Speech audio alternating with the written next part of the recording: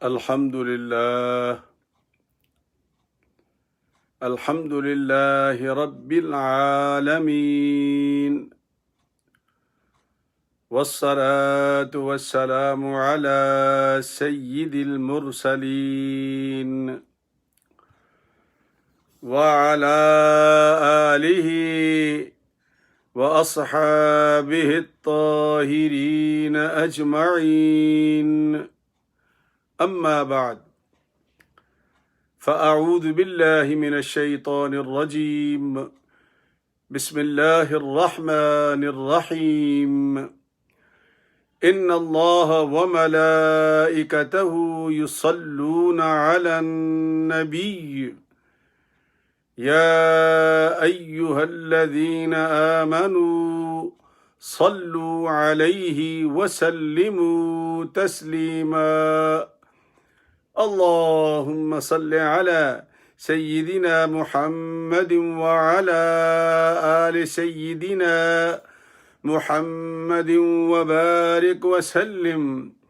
الصلاة والسلام عليك يا سيدي يا رسول الله، وعلى آلك وأصحابك يا حبيب الله. الصلاة والسلام عليك يا سيدي يا رحمة للعالمين، وعلى آلك وأصحابك يا شفيع المذنبين.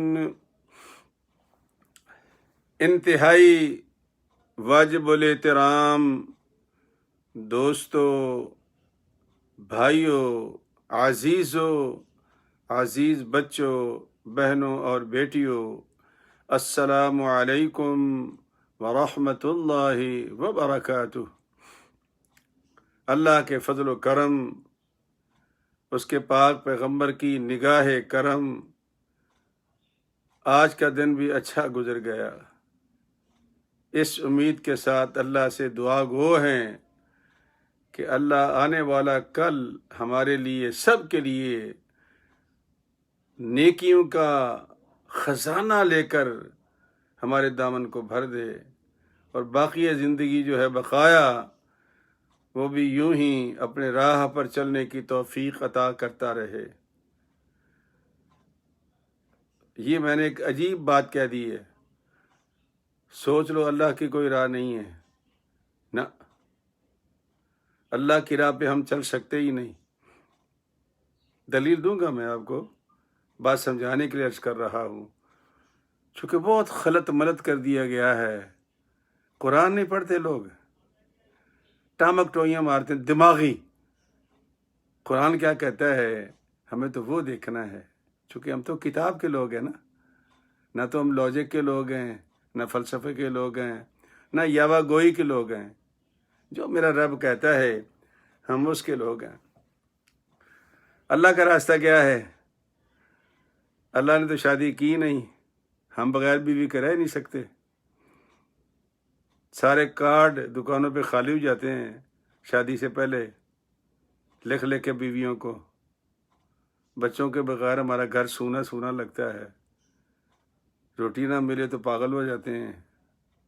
اللہ تو یہ کام نہیں کرتا، تو اس کا راستہ تو تم چل ہی نہیں سکتے. اس واسطے اس مالک کے جبار و قہار، غفار و ستار نے ہمیں جو راہ دکھائی ہے وہ کیا ہے؟ اہدنا الصراط المستقیم. اے اللہ ہمیں سیدھا راستہ دکھا. توجہ سے سنیں یہ بات. ہر وقت نماز میں پڑھتے ہیں ہم، کبھی غور نہیں کرتے. وہ جو سوشل میڈیا پہ بیٹھے ہوئے یاوا گو ہیں ان کے پیچھے چل پڑتے ہیں. اہدنا الصراط المستقیم. آگے کیا ہے؟ صراط الذین انعمت علیہم. اے اللہ ہمیں سیدھے راستے پر چلا، یا سیدھا راستہ دکھا. لیکن کن کا؟ تمہارا، اللہ کا؟ نہ. اے اللہ جن پر تو نے انعام کیا ہے ان کے راستے پر چلا. یہ تو یار شروع میں تم کہہ دیتے ہو، نماز میں 5 ٹائم پڑھتے ہو. اللہ نے تو کہیں نہیں کہا میرا راستہ سیدھا راستہ ہے ہی نہیں. اللہ کے راستے پہ چلو. کیسے چلو گے بھائی؟ یہ بنڈل ہے، بلنڈر ہے. راستہ میرے مصطفیٰ کا جو اللہ نے خود قرآن کریم میں فرمایا کہ وہ انعام یافتہ لوگ جن کے راستے پر تم نے چلنا ہے وہ کون ہیں؟ اولئک الذین انعم اللہ علیہم من النبیین والصدیقین والشہداء والصالحین وحسن اولئک رفیقا. صدق اللہ العظیم.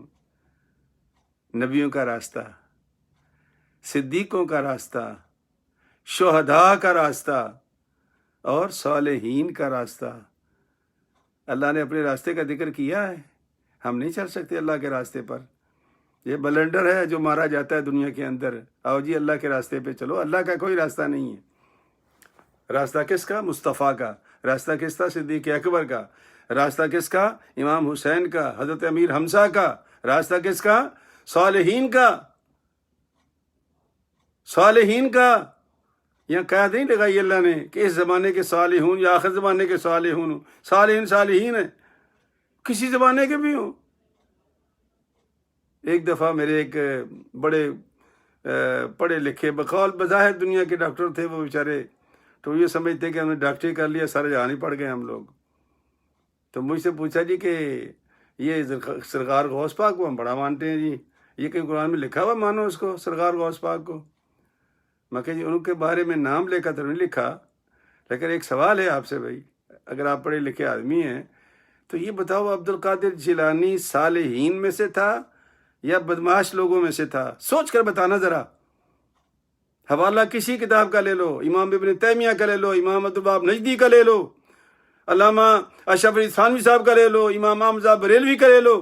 کہیں کتاب میں پڑھ لو کہ وہ بدمعاش آدمی تھا یا نیک آدمی تھا.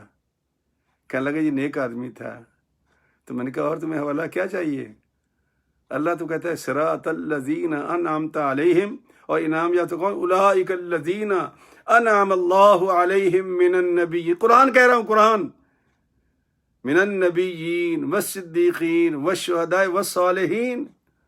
صالحین کا راستہ. تو میرے بھائی سمجھ بات ہے نا؟ آپ بھی سمجھو.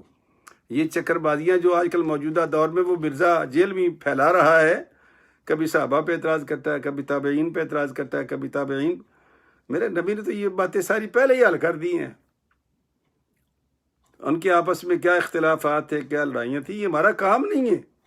ہمارا کام صرف دعا کرنا ہے. یاد رکھنا ہمارا کام کیا ہے؟ صرف دعا کرنا. اللہ پاک نے اپنے بندوں کو کہاں رکھا ہے، جنت میں یا جہنم میں، یہ نہ آپ کی ڈیوٹی نہ میری ڈیوٹی ہے. یہ تو فیصلہ میرے مالک کا ہے. اس کی مرضی، جہاں مرضی رکھے، وہ جنت میں رکھے، جہنم میں رکھے. ہم کون ہیں تقسیم کرنے والے کہ اس نے یہ غلطی کی تو اس کو یہ سزا ملے گی، تو اس کو یہ ملے گی، تو اس کو وہ ملے گی. تو اس لیے میں کہتا ہوں کہ بچ جاؤ، قرآن سے جڑ جاؤ.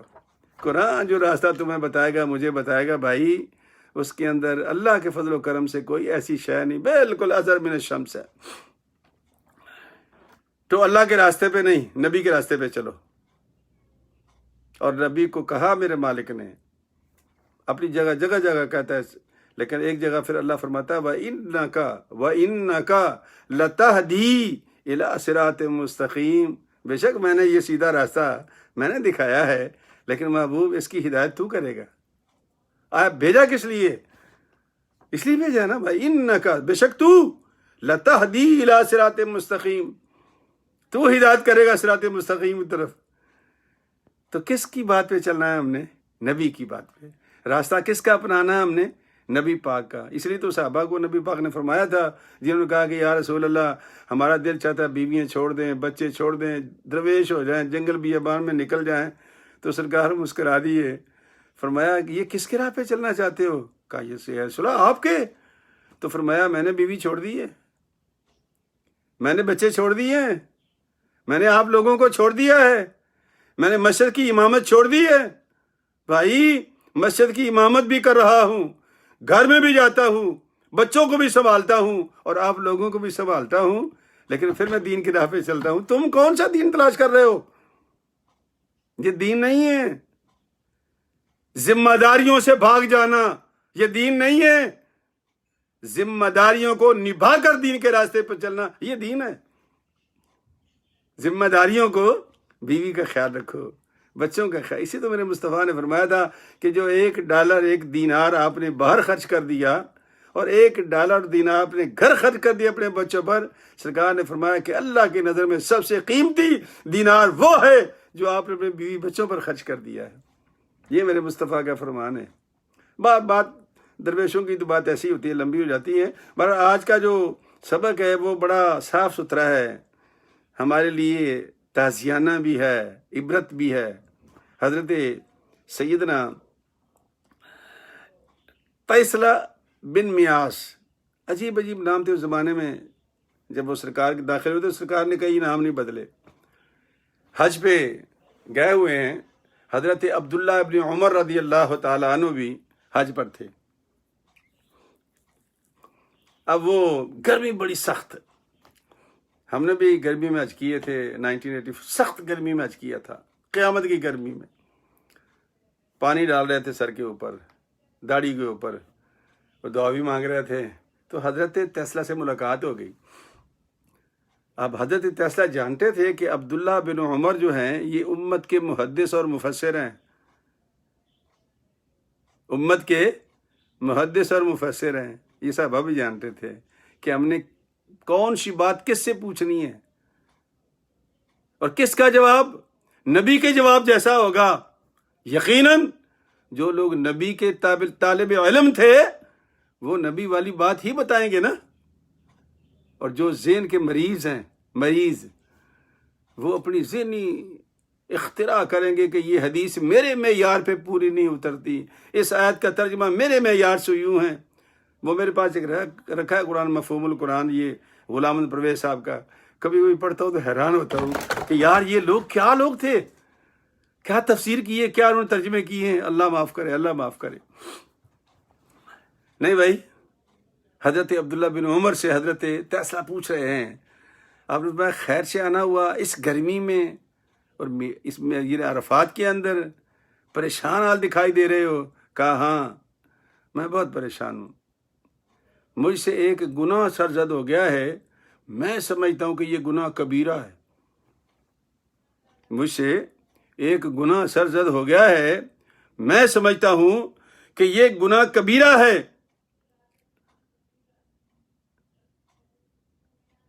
کیا میری چھوٹ ہو سکتی ہے؟ صحابی تھا نبی کا، کہا کیوں نہیں، پہلے مجھے بتاؤ وہ گناہ کبیرہ ہے کون سا، میں پتہ تو کروں وہ ہے بھی کہ نہیں، مجھے بتاؤ کہ گناہ ہے بھی کہ نہیں۔ تو انہوں نے بتایا تو حضرت عبداللہ بن عمر مسکرا پڑے، فرمایا میں تجھے بتاتا ہوں، میرے مصطفیٰ صلی اللہ علیہ وسلم نے جو گناہ کبیرہ بتائے ہیں ان میں یہ شامل نہیں ہے، یہ جو تم نے بتایا ہے نا یہ ان گناہ کبیرہ میں شامل نہیں ہے جو میرے مصطفیٰ نے بتائے ہیں۔ تو کہا وہ کون کون سے ہیں؟ فرمایا وہ بہت ہیں، 7 بھی ہیں، 9 بھی ہیں، 700 بھی ہیں، لیکن پکے اتھینٹک۔ حضرت عبداللہ بن فرماتے ہیں میں تمہیں بتاتا ہوں وہ 9 ہیں۔ کتنے ہیں؟ 9 ہیں۔ پہلا فرمایا کہ اللہ کا شریک نہ ٹھہرانا، اللہ کا شریک نہ بنانا، اللہ کے علاوہ کسی کو معبود نہ ماننا اور اس کے علاوہ کسی کو سجدہ نہ کرنا۔ کوئی پیر ہو، فقیر ہو، مولوی صاحب ہو، مفتی صاحب ہو، حضرت صاحب ہو، سجدہ نہیں ہے۔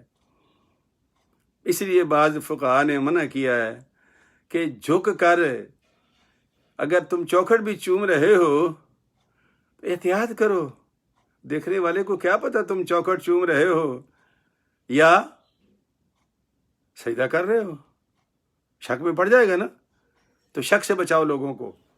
اور بڑے طریقے ہیں ادب کے، بلکہ ہمارے امام احمد رضا رحمۃ اللہ علیہ تو فرماتے ہیں کہ ادب یہ ہے کہ اگر تو کسی مزار پر جائے تو 10 قدم دور رہ کے، کتنے قدم؟ 10 قدم دور رہ کے فاتحہ پڑھ۔ جس طرح بزرگوں کے اوپر ان کی زندگی میں چڑھنا حرام ہے، بے ادبی ہے، او بھائی تو قبر کے اوپر کیوں چڑھتا ہے؟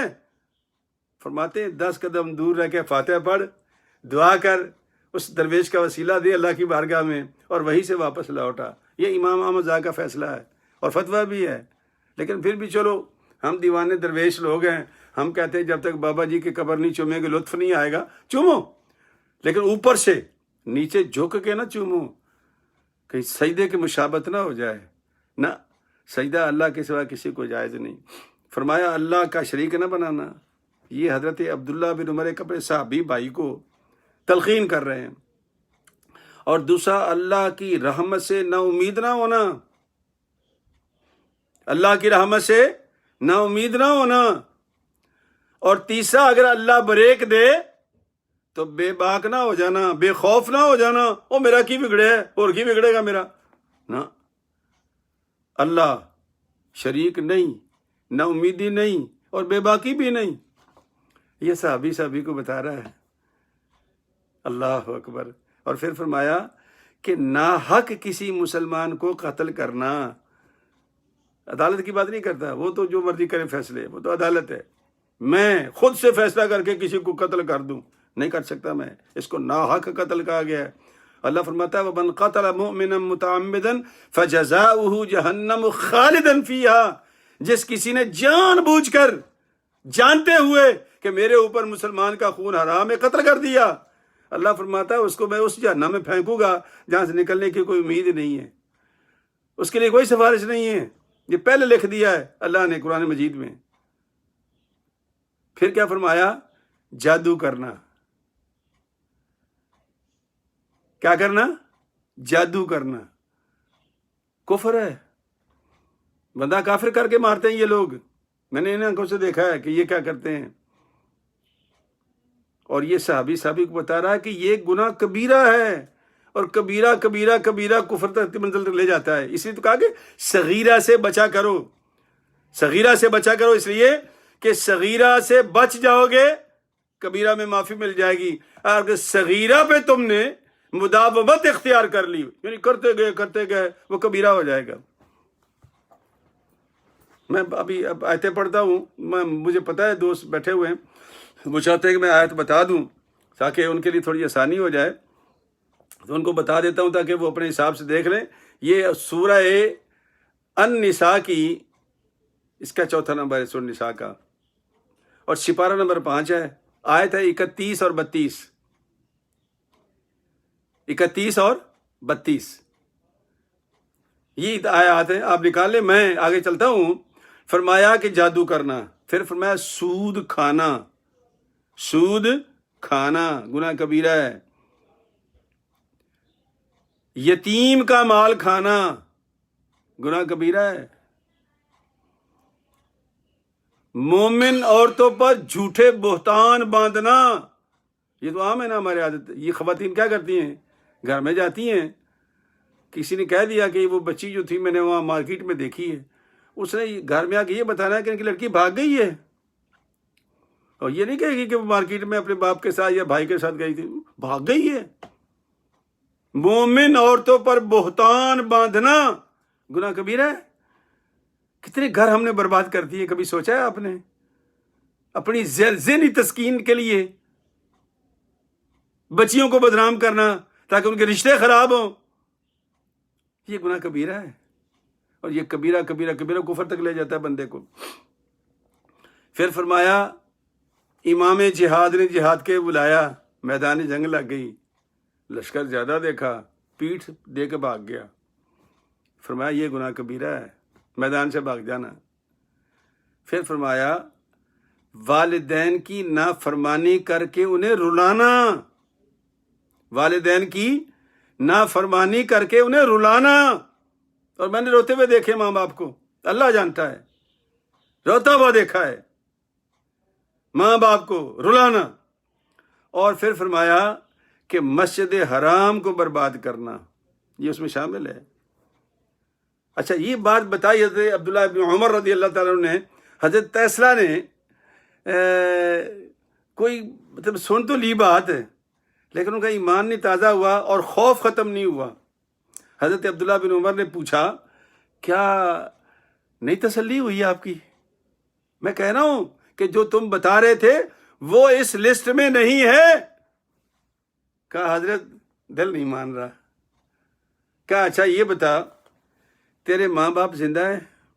سن لو یہ صحابہ کی باتیں کام آئیں گی کبھی زندگی میں. تیرے ماں باپ زندہ ہیں؟ کہ یا رسول اللہ یا حضرت وہ والد تو فوت ہو گیا ہے، ماں زندہ ہے. فرمایا جا ماں کی خدمت کر. کہ کس طرح؟ اپنی بیوی سے نہ کہو اٹھ میری ماں کو روٹی دے، اٹھ میری ماں کو دوا دے. بیوی سے نہیں کہنا. صحابی کو تلقین کر رہا ہے یار ہم کس بات کی مولی ہیں. کہا کہ خود اپنے ہاتھوں سے کھانا کھلا، خود اپنے ہاتھوں سے دوا دے، اور بات ایسے کر جس طرح وہ بچپن میں تمہیں جواب دیا کرتی تھی. بار بار سوال کرے گی وہ. نرم مزاجی سے بات کرنا. کہتا یہ تھوڑی سی پریکٹس کر لے، میں صحابی رسول تمہیں ضمانت دیتا ہوں کہ اللہ تبارک و تعالیٰ تجھے سیدھا جنت میں لے کے جائے گا. کیوں جی؟ سمجھ آئی شریف؟ یہ ہے سرکار نے فرمایا کہ ماں باپ کو، اگر ماں باپ نہیں ہے تو ماں کو اچھا پھر فرمایا کہ سنو ماں باپ کو گالی نہ دیا کرو. اس کا توبہ توبہ، کون بے وقوف اور بے غیرت ہے جو ماں کو گالیاں دیتا ہے، باپ کو گالیاں دیتا ہے. تو سرکار نے فرمایا پھر تو دوسروں کے ماں باپ کو گالی دینا بند کر دے. جب تو دوسروں کے ماں باپ کو گالی نکالے گا تو وہ تیرے ماں باپ کا لحاظ کریں گے، وہ بھی تیرے ماں باپ کو ٹھک سے گالی دیں گے. تو وہ انہوں نے نہیں دی وہ گالی، وہ تم نے دی ہے، تمہاری وجہ سے ان کو یہ گالی ملی ہے. یہی اللہ نے قرآن میں بھی کہا وَلَا تَسُبُّوا الَّذِينَ يَدْعُونَ مِن دُونِ اللَّهِ فَيَسُبُّوا اللَّهَ عَدْوًا بِغَيْرِ عِلْمٍ. اے میرے بندے جب بھی کسی ایسی جگہ پر تو کھڑا ہو کہ جہاں گالیاں پڑ رہی ہوں یا پڑھنے والی ہوں، یا تم کسی کے بت کو یا کسی کو گالی دو گے تو وہ تمہارے خدا کو گالی دے گا. تو مجھے کیوں گالیاں پڑھواتے ہو؟ ایگزیکٹلی یہاں سرکار نے یہ فرمایا تھا کہ ماں باپ کو گالی نہ دیا کرو. جب تم کسی کے ماں باپ کو گالی دو گے تو وہ تمہارے ماں باپ کو گالی دے گا، دراصل وہ تم نے خود گالی دی ہے. یہ سرکار نے فرمایا کہ قرآن مجید کی آیات پڑھی انہوں نے. حضرت عبداللہ بن عمر نے یہ سپارہ میں نے آپ کو بتایا کہ 5واں ہے، آیت نمبر 31 اور 32 ہے، سورہ النساء ہے. اللہ فرماتا ہے کہ ان تجتنبوا کبائر ما تنہون عنہ، اگر تم بڑے گناہوں سے بچتے رہے، اگر تم بڑے گناہوں سے بچتے رہے جو تمہیں منع کیے گئے ہیں. ابھی بتایا نا سرکار نے، بتائیں گے سرکار ہی. میری بات سن لو، نماز پڑھتے ہیں 2 رکعت فرض فجر کی، 4 رکعت ظہر کی، قرآن میں نہیں لکھا ہوا. یہ زکوٰۃ دیتے ہیں 2.5%، یہ قرآن میں نہیں لکھا ہوا، یہ نبی نے بتایا ہے. بتائے گا نبی، بات اللہ کرے گا. حج میں کیا کیا کرنا ہے اللہ نہیں بتائے گا، نبی بتائے گا حج میں کیا کیا کرنا ہے. فرض ہے یہ پلر ہے اسلام کے. میں بات سمجھ میں کیا کہہ رہا ہوں؟ ما آتاکم الرسول فخذوہ وما نہاکم عنہ فانتہوہ. جو کچھ رسول تمہیں دے لے لو، اور جس سے منع کر دے منع ہو جاؤ. یہ قرآن نہیں ہے،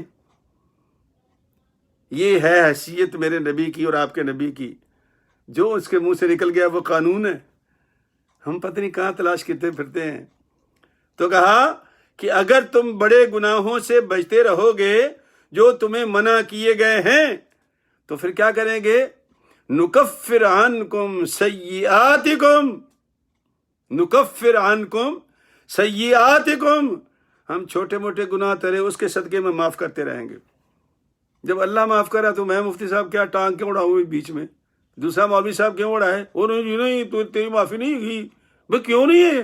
میرا خدا کہہ رہا ہے کہ تو بڑے گناہ سے بچ، چھوٹے موٹے میں تیرے ویسے ہی معاف کر دوں گا. وَنُكَفِّرْ عَنْكُمْ سَيِّئَاتِكُمْ وَنُدْخِلْكُمْ مُدْخَلًا كَرِيمًا، اور میں تمہیں عزت والے مقام میں داخل کروں گا، یعنی جنت جس میں موجے ہیں. یہ ہمارے نعت خان بیچارے اللہ ان کو ہدایت دے، اب تو ان کے کاروبار بند کرونا نے کر دیے ہیں. 2-3 لاکھ روپے لیتے تھے یہ، اب ان کے کاروبار ہی بند ہو گئے ہیں. ہیں، وہ بھی کہتے ہیں موجہ ہی موجہ، موجہ ہی موجہ۔ اب کہاں گئی موجیں بھائی؟ موجیں صرف اللہ کے پاس ہیں یا اس کے نبی کے پاس ہیں، یا دنیا کے پیسوں سے موجیں نہیں ہوتی۔ وہ تو کرونا ہے، پیسے ختم، کہاں گئی موج آپ کی؟ اسی سے لو لگاؤ، جو موج دینے والا ہے، جو موج بنانے والا ہے، موج اسی کی، ہماری نہیں ہے موج، کوئی موجیں شوجیں نہیں ہیں۔ یہ ہے قرآن اللہ کا، یہ ہمیں بتاتا ہے۔ فرمایا ولاد، اچھا بی بی ام سلمہ ام المؤمنین تھیں۔ اگر ایک آدھ منٹ بھائی آگے ہو جائے تو ناراض نہیں ہونا، بندہ بشر ہے، وہ ذرا تھوڑی سی بات لمبی ہو جاتی بسا اوقات، تو وہ میں کمپلیٹ کروں گا تو 32 کی 33 منٹ ہو جائیں تو معافی دے دینا مجھے 2-3 منٹ کی۔ بی بی سلمہ کہتی ہیں نبی پاک سے، یا رسول اللہ، خواتین میرے پاس آئی تھیں اور وہ کہہ رہی تھیں کہ بندے جہاد پر چلے جاتے ہیں، لڑتے ہیں، شہید ہو جاتے ہیں، غازی بن جاتے ہیں، ان کو کتنے اعزازات ملتے ہیں، اور ہم گھر میں بیٹھی رہتی ہیں، ہمیں کچھ ملتا ہی نہیں ہے، ہمارے پاس کچھ ثواب ہی نہیں ہے۔ تو اللہ کے پاک پیغمبر نے، پہلے آیت سن لیں پھر آپ کو بتاتا ہوں کہ کیا جواب دیا۔ اللہ فرماتا ہے وَلَا تَتَمَنَّوْا مَا فَضَّلَ اللَّهُ بِهِ بَعْضَكُمْ عَلَى بَعْضٍ، آرزو نہ کرو اس کی جو بڑائی اللہ نے دی تم میں سے بعض کو بعض پر۔ بات سمجھ رہے نا؟ یہ اوپر نیچے جو یہ اللہ کرتا ہے، ہم نہیں کرتے۔ جب تم کبھی مساوات قائم نہیں کر سکتے، یہ کہتے نہیں ہم مساوات قائم کر دیں گے سب کو، کیسے کرو گے بھائی؟ ہے ہی نہیں، تمہارے اختیار میں نہیں ہے، یہ سب اللہ کے اختیار ہے۔ کیوں؟ اللہ فرماتا ہے وَلَوْ بَسَطَ اللَّهُ الرِّزْقَ لِعِبَادِهِ لَبَغَوْا فِي الْأَرْضِ وَلَكِنْ يُنَزِّلُ بِقَدَرٍ مَا يَشَاءُ۔ اگر میں سب کو تم کو ایک جیسا رزق دے دیتا تو تم تو لڑ کے مر جاتے آپس میں۔ تو میں نے کیا کیا؟ ججمنٹ لگا دی ہے، کس کو کتنا دوں تو یہ کنٹرول میں رہے گا۔ اللہ فرماتا ہے یہ بھی تو بھلائی کر رہا ہوں، وگرنہ تم آؤٹ آف کنٹرول ہو جاتے، اور میں نہیں چاہتا میرے بندے جہنم میں جائیں۔ یہ ہے اللہ کی مرضی، یہ ہے اللہ کا پروگرام، یہ ہے اللہ کا نظام۔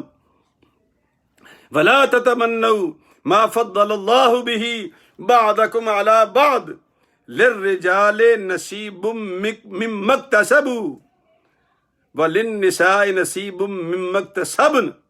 کہتے ہیں کہ مردوں کے لیے ثواب کا وہ حصہ ہے جو انہوں نے کمایا، اور جو عورتوں کا حصہ ہے ان کے لیے وہ ہے جو ان عورتوں نے کمایا۔ وَاسْأَلُوا اللَّهَ مِنْ فَضْلِهِ، جب بھی مانگا کرو اللہ کا فضل مانگا کرو۔ یہ بڑی زبردست بات ہے۔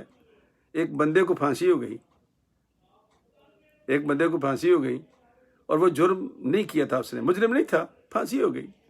تو پھانسی کے پھندے پہ جب چلا گیا کہتا اللہ تو جانتا ہے کہ میں نے جرم نہیں کیا، یا اللہ بغیر جرم کے مجھے پھانسی ہو رہی ہے، بغیر جرم کے مجھے پھانسی ہو رہی ہے۔ تو کہتے ہیں کہ اس کو کئی رات کا جاگا ہوا تھا، جگایا ہوا تھا ظالموں نے ان کو، اس کی ایسے اونگ آ گئی تو کیا دیکھتا ہے اونگ میں ایک سانپ کو مار رہا ہے، ایک بچھو کو مار رہا ہے، 4 کیڑیاں مار رہا ہے، چیونٹیاں مار رہا ہے، مکوڑے مار رہا ہے۔